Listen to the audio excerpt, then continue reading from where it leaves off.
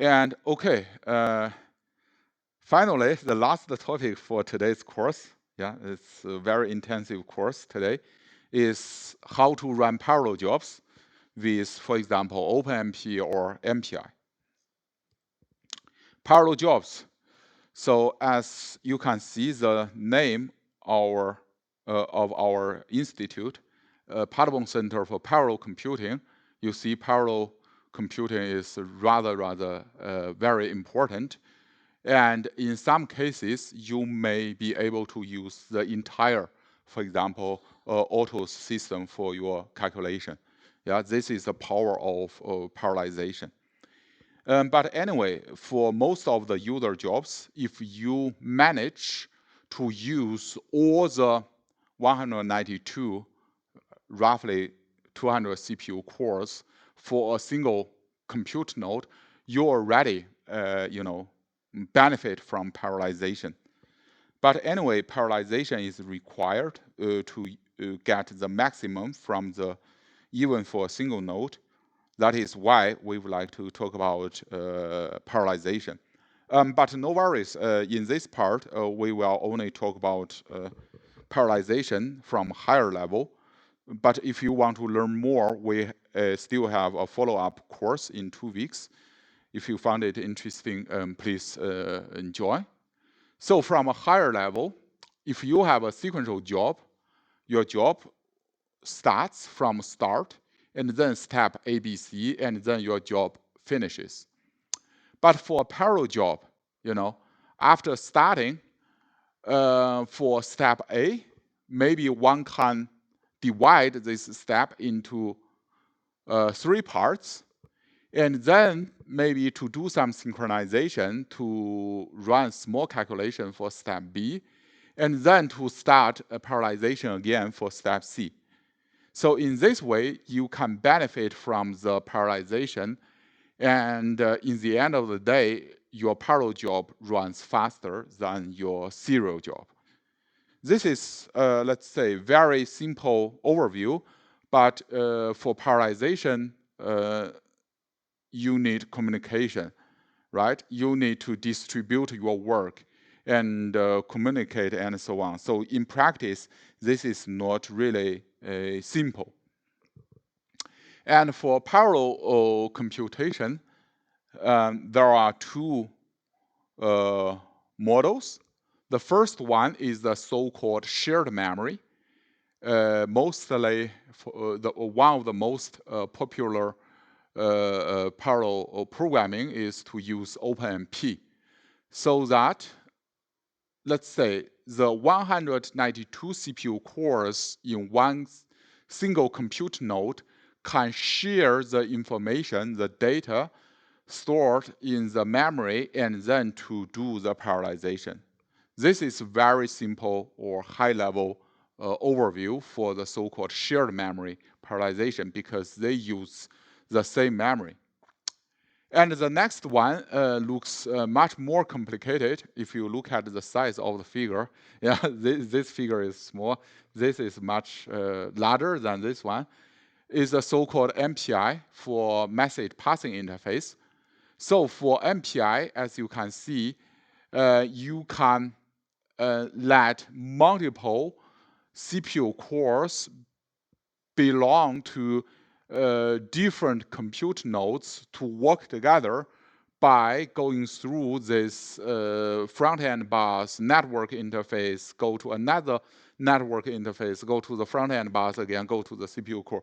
This is the long way. It looks very complicated, but by using this parallelization, you are able to run your parallelization on multiple compute nodes, even the entire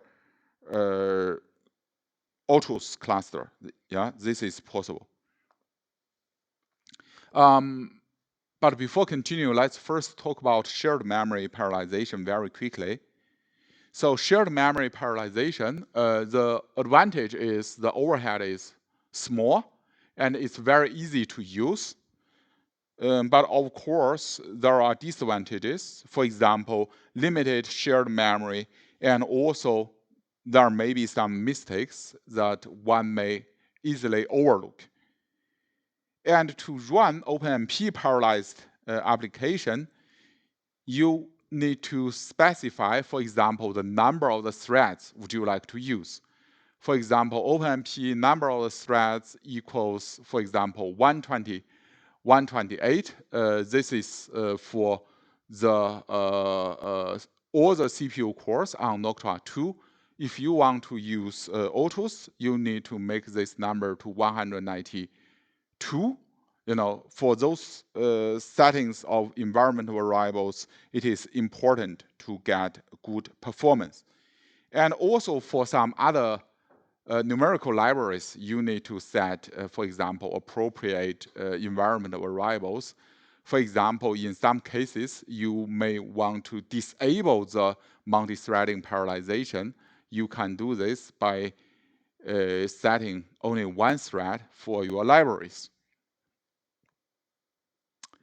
And the OpenMP parallelization looks like this, very similar to the figure I was showing you previously, starting with one master thread, and then start a parallel region, and then do some synchronization, and then start a parallelization again, do this parallelization for your calculation. This is a very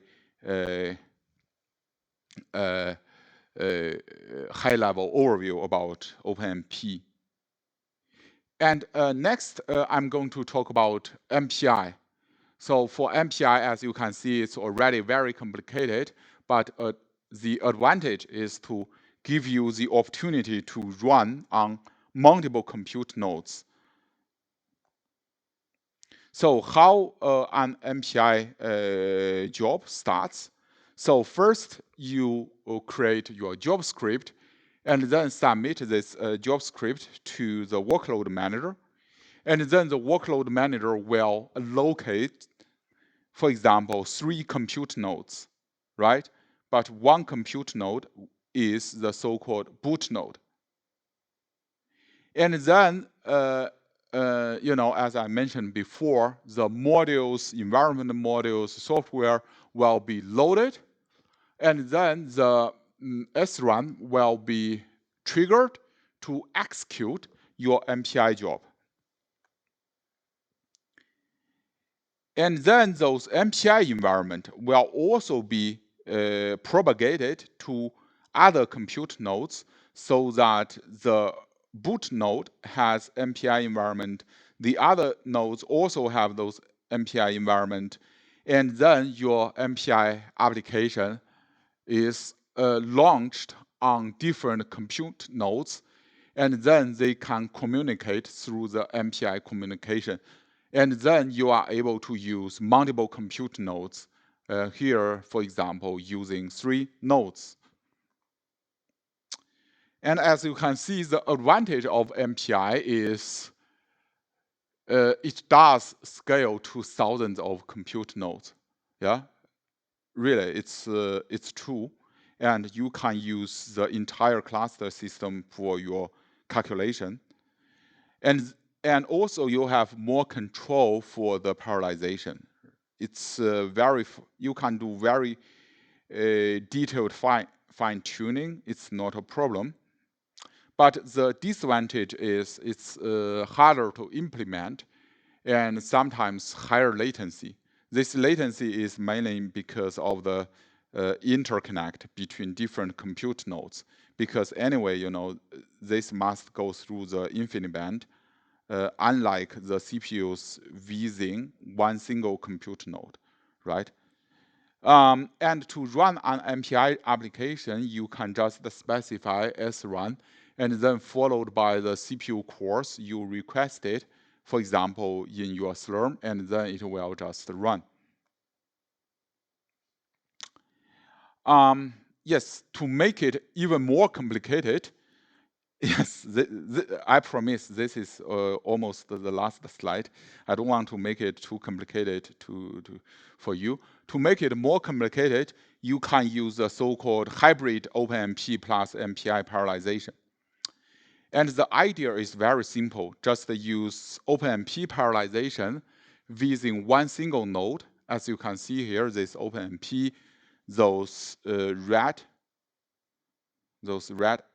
arrows, to use this to realize the parallelization within one compute node, and then to use MPI parallelization to make the multiple node communication possible.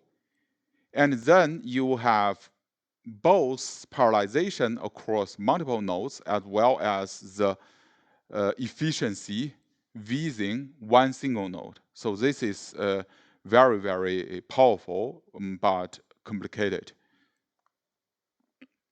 But anyway, this is the end of this session. So if you have any questions, feel free to just ask us. And also every Thursday from 1 to 2 o'clock, we have this open consultation hours. Feel free to join. And also we have documentation with software and how to, so that you can take a look. And yeah, if you have any questions, you can send us mail, and we are very happy to help you.